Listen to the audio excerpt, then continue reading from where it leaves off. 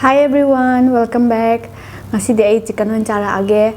Adagi singju je ngasidi fresh hoina leire. Nungchak singju metri e. Champudam yaure. Thabi khraga. Singju je am than tot ki. Khajing ju yaure khajing tawraga fresh tawraga amta chaning ba kuiram ne ado ngasidi fresh hoina cha dawre.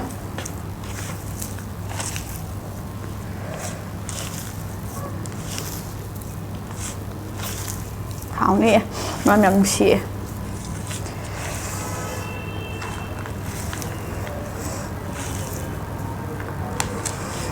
Ai singju ji am pa me sak kai nom sa ba da singju me hawra di sak sum yam chang ni da na kwa.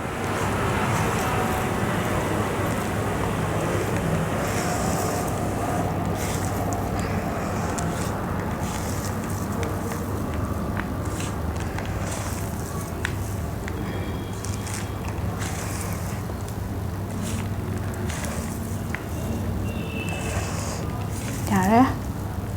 Tar. Do thanda cha bai diam yaman gre khai do ge. Khai do kre aina cha ba ngam do ba do la hore. Cha ba hora ge.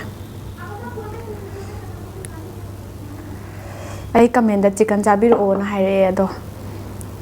Duine cha re se.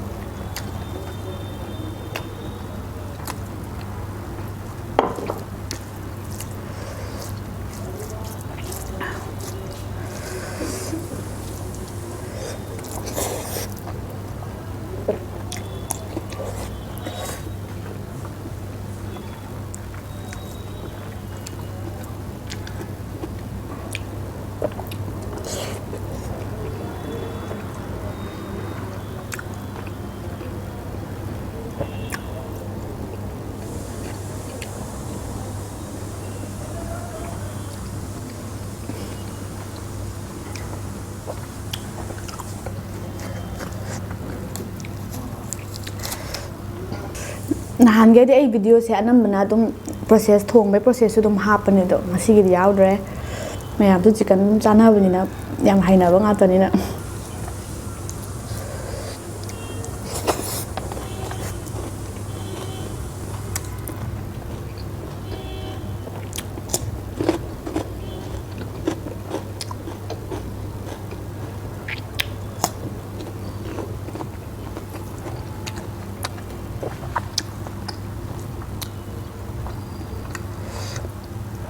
chicken thong ba sai de khoi manipur ki thong sne haw haw sum swai daga thong ba restaurant daga thong ba isi moi dum khongni moi de masala gum yam ha pe ba khoi mai te thong sina khongni mai te oi bera yam na haw jaba da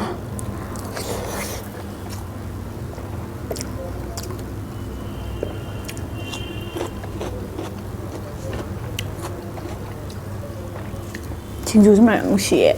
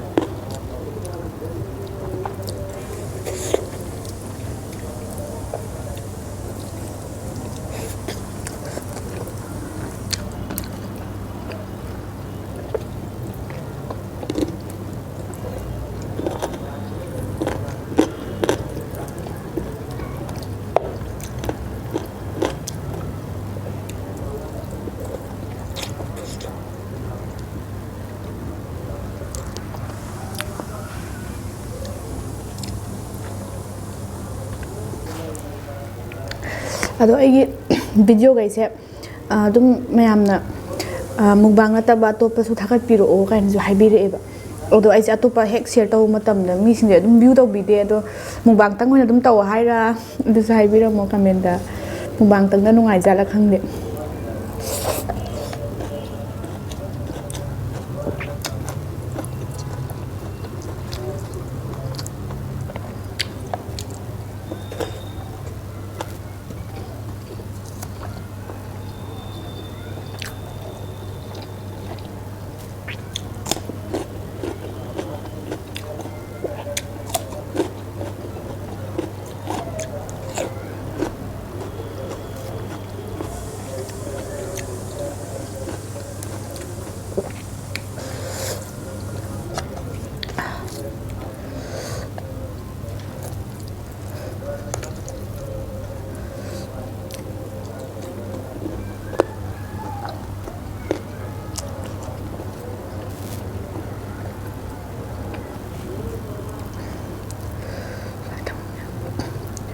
ꯆꯝꯐꯨꯠꯁꯦ ꯈꯤꯇꯪ ꯀꯜꯂꯦ ꯑꯗꯨꯅ ꯆꯝꯐꯨꯠꯁꯦ ꯆꯥꯔꯒꯨꯝꯒꯦ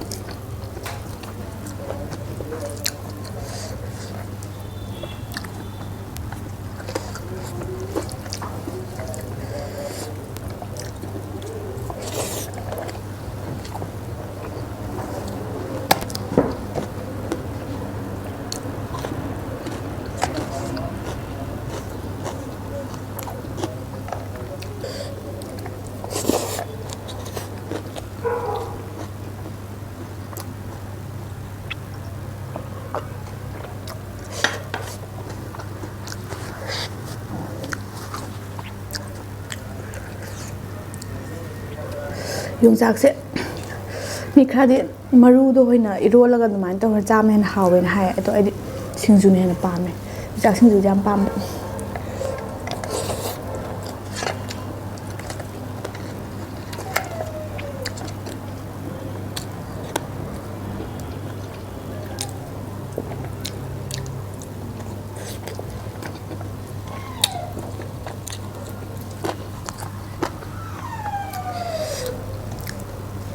ꯑꯁ ꯍꯥꯎꯔꯦ